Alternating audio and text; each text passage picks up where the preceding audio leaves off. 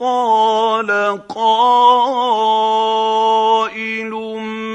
منهم لا تقتلوا يوسف وألقوه في غيابة الجب يلتقطه بعض السيارة